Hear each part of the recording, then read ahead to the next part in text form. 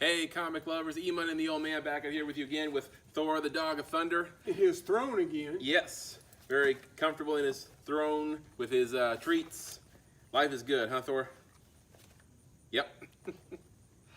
All right, today... He's getting cocky. Yep. Well, because you keep feeding him. Well, I know, but I don't want to eat me.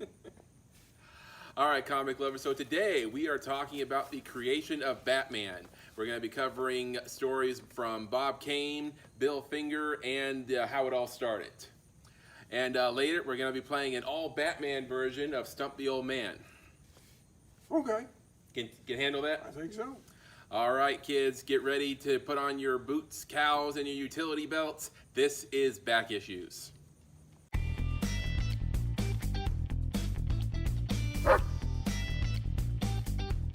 All right, comic lovers, so before we get into it today, don't forget to give us a subscribe, turn on your notifications, give us a like, and don't forget to leave a comment. I mean, we like when people say hi, and we like to know that people enjoy what we're doing here. I just want to know somebody's out there. Right. All right, so I always do my research for this show, but I would say I probably went more in depth with my research than I have any other episode we've done on the show so far. And the more I read and researched, probably the angrier I got about the whole situation. Well, with me, I've been reading Batman for a long time. It's always been created by Bob Kane. I accepted that. Never heard of this Bill Finger guy until a couple years ago. So as I got into it, I became sad and depressed. Mm-hmm. I just think it's a horrible story. Mm-hmm. But at any rate, hopefully you feel one of these two things at least by the end of this if you don't know the story already. Well, let me lead off and introduce these two guys. All right. Basically, Bob Kane was born in 1915. His name was Bob Kane. He was born to Jewish parents. Bill Finger was born in 1914. He was a year and a half older than Bob. And he was born Milton Finger, also to Jewish parents. Now, both these guys went into the comics industry, which was actually pretty common back in the 30s and 40s. A lot of the creators were Jewish. Now, there's a book written that takes place during that era. Very fascinating book. It's fiction, but based on reality. It won the 2001 Pulitzer for fiction. It was called The Amazing Adventures of Cavalry and Clay, written by Michael Chabon. Excellent book, highly recommend it if you want to know what it was like back in the day. Interesting story. I was pretty much captivated through the whole book. I think our buddy Jody Hickerson recommended that. If so, thank you, Jody. It was a good read. But here you have these two guys. Take it. So to sum things up, Bob Kane and Bill Finger, they met at a party in 1938. And they both discover that they have a love for comic books. Now, you'd think this is the beginning of a beautiful friendship here. So, 39, Bob is working for Timely Comics, what would be the predecessor to DC Comics. Yeah, two different companies merged together and formed DC. Mm-hmm. And, Bob, he hears how much money that Jerry and Joe are making for making Superman. And so he wants to try and get a raise, and he talks to his publisher, and his publisher says, if you can come up with a character that can rival Superman in terms of sales, I'll give you what you're asking for. Oh, I'll be back Monday. Right. So Bob has said that he has had three main inspirations for his creation of Batman. The first being Zorro, and most people probably know that one. Sure. Mainly the Douglas Fairbanks movie. The next one is a 1926 silent film called The Bat, in which a criminal terrorizes citizens dressed up as a giant bat. The third one is the sketches that he had seen of Leonardo da Vinci's machine, the glider machine. The scalloped wings. Right. So, Bob's original Batman design, it looked something like this. And you see it's, a man in a mostly red jumpsuit, blonde hair, and the suit, in retrospect, looks a lot like one of the suits from The Incredibles. Okay. And he's wearing a domino mask, which is what Robin would later wear, and flying through the air not in a cape, but in a glider, like Da Vinci's. Well, the glider must not have done much because this guy's swinging from Right. a rope. So, I guess Bob had enough sense to know that this creation wasn't what it needed to be just This yet. ain't going to cut it. Yeah. So he goes to Bill Finger's place and he takes him a sketch. Well, Bill pretty much overhauled the entire idea. And, I imagine, obviously I wasn't there, but I imagine, Bill standing over Bob's shoulder while he's at the sketching table and, Bob's going off of his suggestions, redoing the character. And he says, hey, this is a dark character, so he should probably have a dark suit. Yeah, let's put him in some black and different shades of gray. That would be better. Mm-hmm. And that mask there isn't going to intimidate anyone, so let's give him a cowl and maybe give him some pointy ears so he looks more like his namesake. The story is the cowl came from Lee Falk's The Phantom, how he had the same thing without the ears. Right. And, the glider is going to be pretty cumbersome when he's fighting criminals, so what if we give him a cape? And when he's, swinging through the air or, running away, it blows out. It looks like, bat wings. Still has the edges. Yeah. So, they finish up. They're happy with the finished product they come up with. Bob takes his and Finger's finished product to the publishers. Well, he makes no mention of Bill in this meeting, so far as we know. Now, you say that this wasn't a uncommon practice at this time. No, I mean, back in the day, the comic book creators would work on a project and submit it to a publisher. The publisher couldn't have cared less who came up with the finished pages, as long as the pages got there on time and they were interesting, thumbs up. So a lot of times there'd be a front man who would pay other guys working in like maybe a common studio, maybe not, and they would do the work, and then he would bring it in, and that's all good. That part of the whole deal was pretty common. This next part is not common. They signed the deal with Kane, and they name him the sole creator. Forever. Yes. So that any work that came out, any product, in any type, movie, TV, magazine, whatever, he got credit for being the creator. I mean, it was the most lucrative deal in comic books. We don't at that even know time. what kind of money we're talking. Yeah. But evidently, it was pretty good. And for Bob Kane, who was virtually unknown at that time, it was very unusual. I don't know what kind of clout he had. He Yeah. must have really liked Batman. So he comes back to Bill and he says, they love it. My name's going to be on it because I sold it, and I'll give you a portion of what they give me. And I don't know. I guess Bill, being a young writer at the time, he probably wanted to get his name and his work out there. So, he made an agreement with Bob, a gentleman's agreement, and before you know it, he's a paid writer. Well, what I suspect happened is that Bill was probably a soft-spoken guy, extremely nice person from what everybody that we've seen interviewed had to say about him. But he might have been a little on the meek side. Yeah. And I could make comparisons to him and Steve Ditko as being, nice, agreeable, talented guy who, doesn't want to make waves and, doesn't speak out publicly very often and, just, wants to do the work. But more on that comparison later. So for almost 30 years, Bill is the writer of the Batman comic books. And, he works alongside Bob Kane and a lot of other creators that come along. And 1965, fast forwarding a little bit here, the first, in New York City, one of the first Comic-Cons takes place. Well, first, not exactly. There was probably many comic conventions before that. I mean, by '65, their comic books had been around for a while. Marvel was hitting it strong. Comic books were a big deal. So they probably got together. They probably had a dealer's hall where people could go in and buy comic books or comic book related merchandise. Might have even been some cosplay going on. I suspect there was. Cosplay has been around for a bit.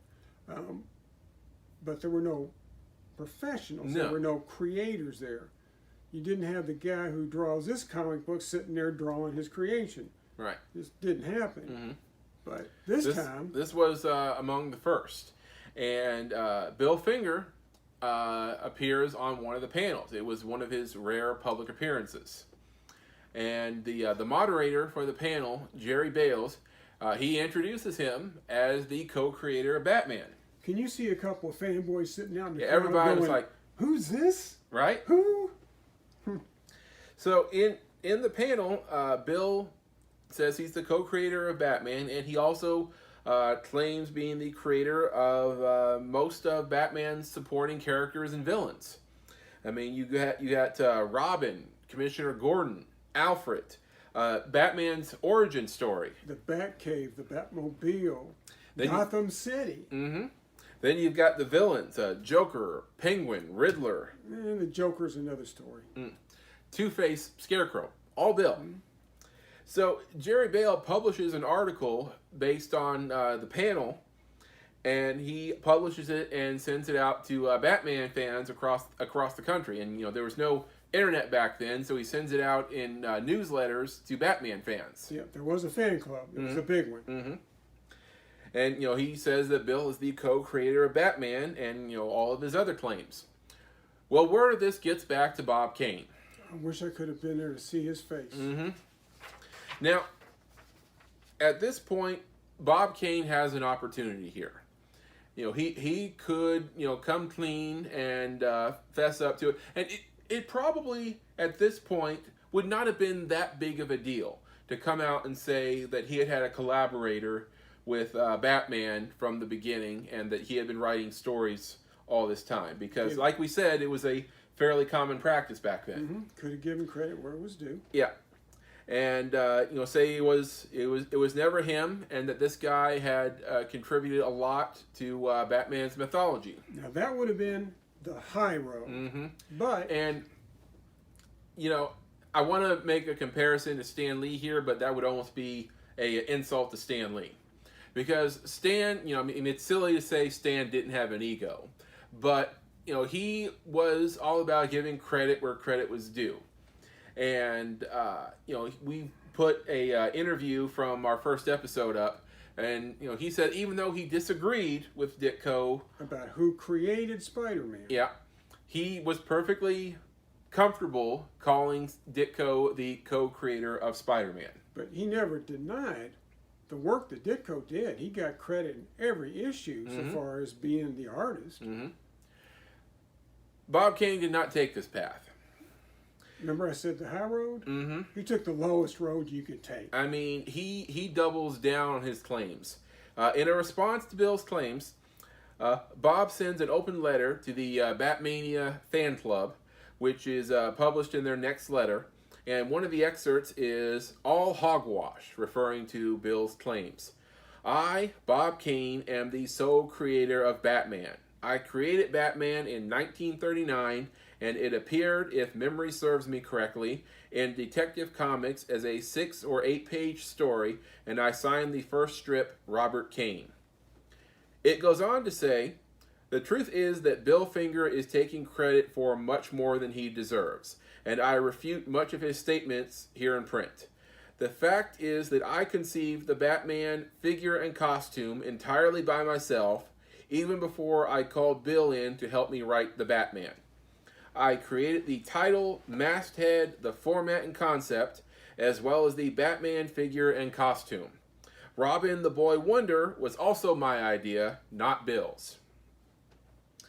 And I think after this comes out, Bob has to stick to this for the rest of his life.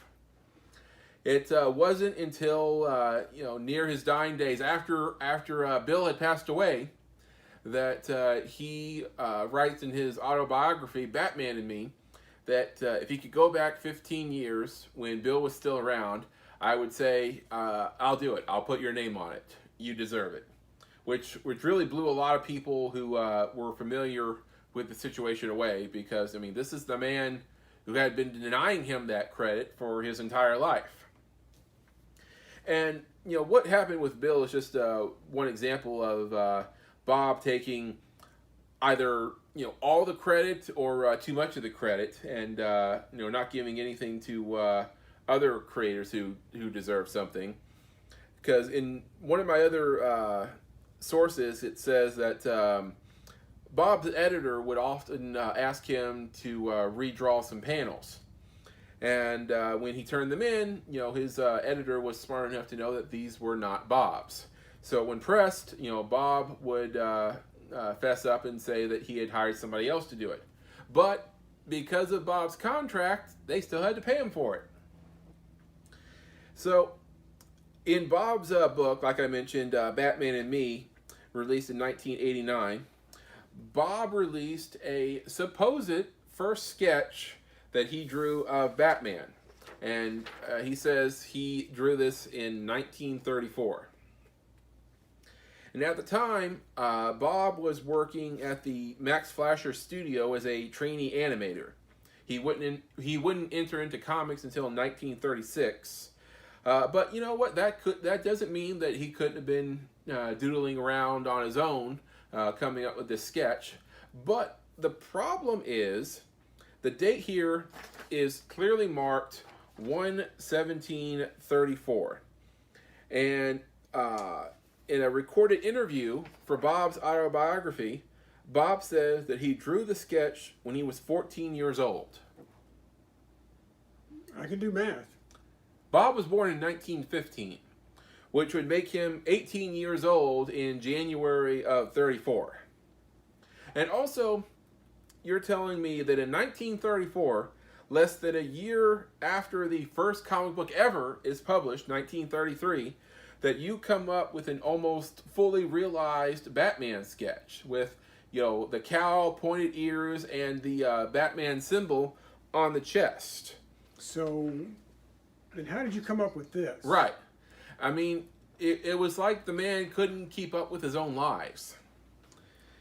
And, you know, this is a classic example, I think, if you tell a lie long enough, you start to believe it yourself.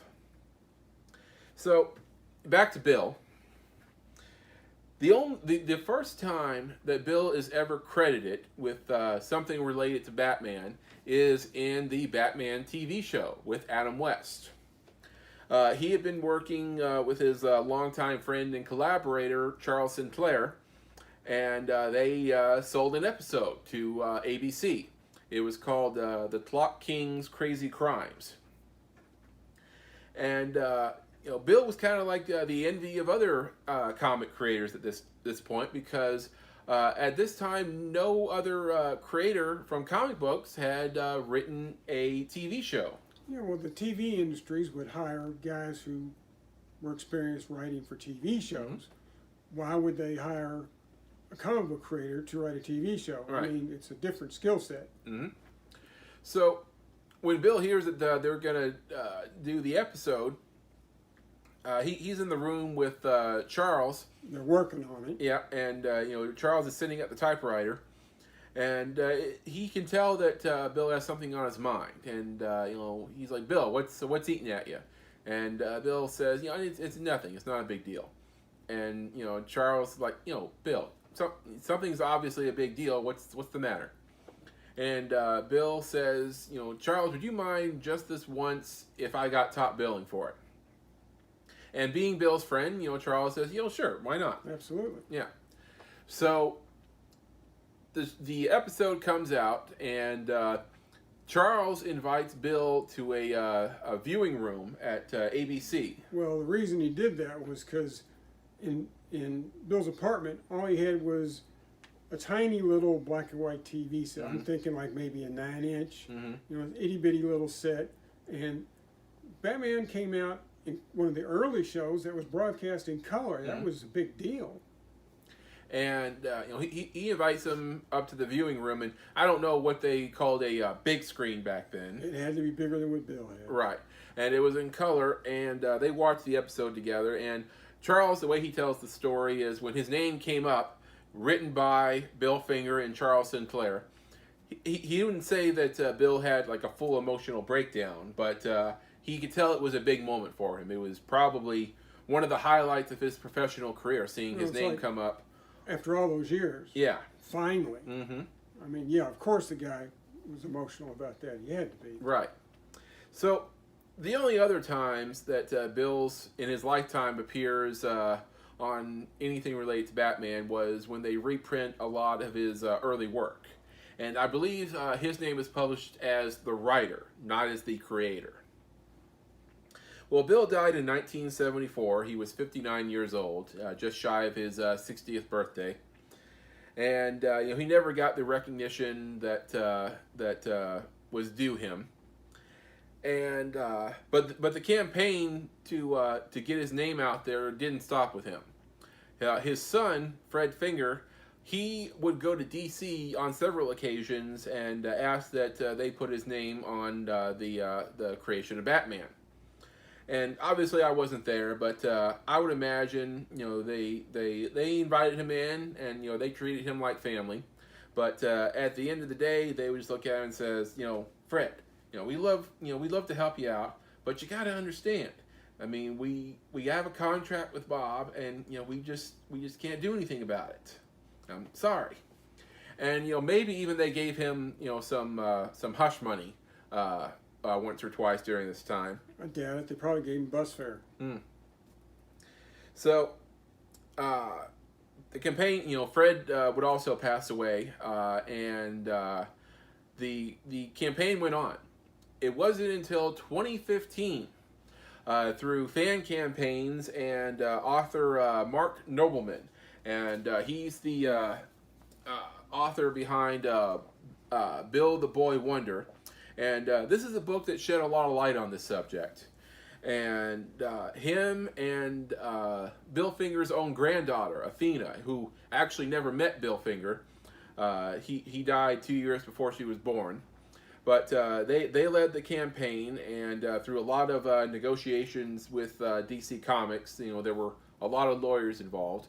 And 2015, they reached a deal that the creation line on Batman would be changed. And this was pretty monumental. I mean, this had never happened in comic books as far as I know. And from then on, it would be changed to Batman created by Bob Kane with Bill Finger. And it was pretty monumental. And now, if you read anything or watch anything from Batman, now you watch Gotham or Batman versus Superman, that's how the creation line appears. And it was pretty big deal, but a lot of people would say it was too little, too late. I would say that. Mm-hmm. And going back to Bob, you just look back on his career and his contributions, and it's hard to see it in a positive light. And there was a time, Stan Lee, I think most people would say was the face of Marvel for most of his life. And Stan was a showman, and he was he had a big personality, but he wasn't afraid to talk about other creators. Well, he always had his company and comics in general at heart. That's what he was about. Yeah. There was a time, I think, when Bob could have been the face of DC Comics. Because, I mean, he had the personality, he had the showmanship, he had the flamboyancy, but he did not have the ego or the humility, because he didn't want to talk about other creators. He wanted to talk about himself. And nobody liked him either. Yeah. And, even when he talked about other creators he worked with, Bill Finger, Jerry Robinson, all the others, even when talking about them, he always circled back to himself. And if you watch an interview that Stan Lee does with Bob Kane, it's really funny the way they talk, because Stan Lee of all people is trying to contain this man's ego, and he keeps switching the subject whenever he starts ranting about other creators disparaging his work and talking himself up. Stan asked him what Bob thought about the way other creators drew the Batman. Mm-hmm. And he said, well, they should draw it like I do. Any other way to do it is wrong. I mean, how does that make sense? I mean, you see the way Bob Kane drew Batman in 39 and 40, and you try to apply that to a modern Batman story. I mean, how do you think that's going to go? Compare Jim Lee's Batman Mm-hmm. to Bob Kane's Batman. Mm-hmm. Bob Kane's great in its day, Mm-hmm.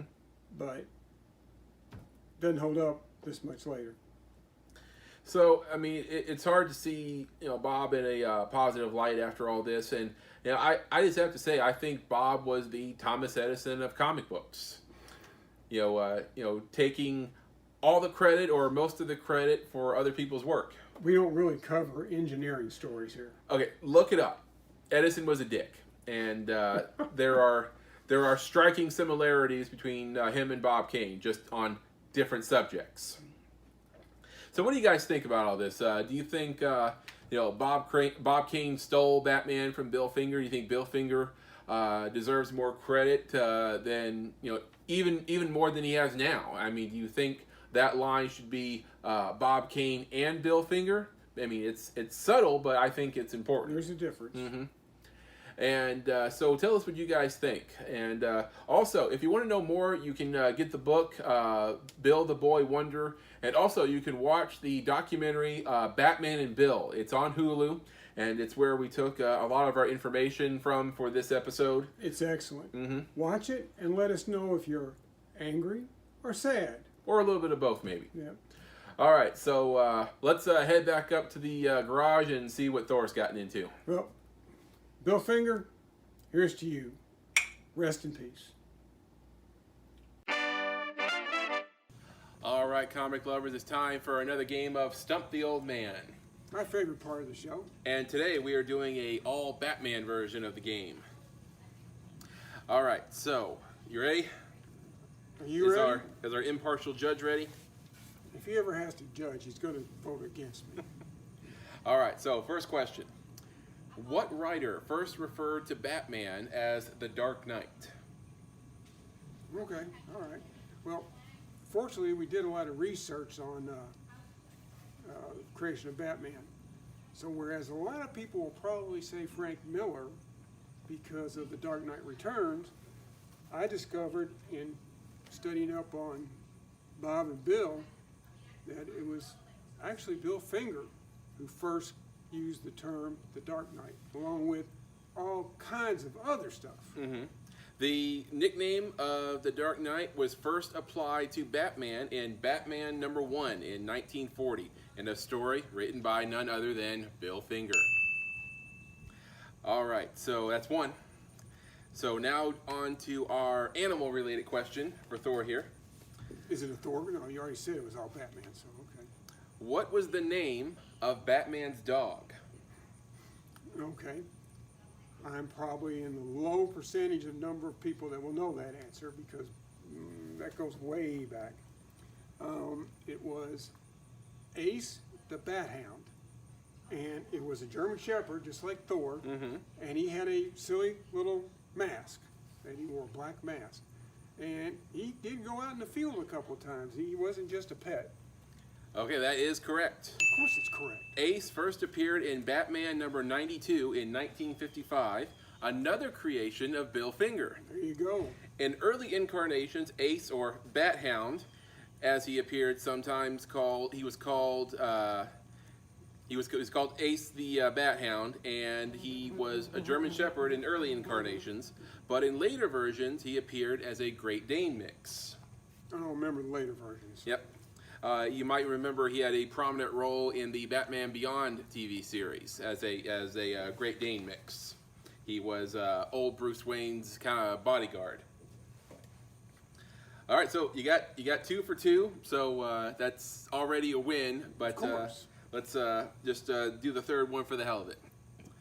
All right, number 3. Which Batgirl is the daughter of Lady Shiva? Okay, Lady Shiva had a daughter? Got me. All right. Cassandra Kane is the daughter of assassins David Kane and Lady Shiva. She was deprived of speech and human contact during her childhood as conditioning to become the world's greatest assassin. She first appeared in Batman number 567, which was during the No Man's Land story. Huh. Don't remember that at all. Yep. All right, so 2 out of 3. So you win this round this week. Still a win. A win's a win. Yep. I'll take it. All right, comic lovers, that about does it for this episode. But before we go, let's talk a little bit about what we're going to be doing next week. And next week, we're going to be taking a look at Marvel versus DC. Okay. We're going to be taking a couple of characters and seeing how they measure up against each other, not just in a fight, but just how interesting they are. So you're going to look into like who's got the best background, maybe who's got the best rogues gallery. Mm-hmm. Flash versus Quicksilver, who's more interesting? Who does better in a fight? I know. All right, comic lovers, see you next week. Excelsior. True believers, take care of each other. Nobody else will.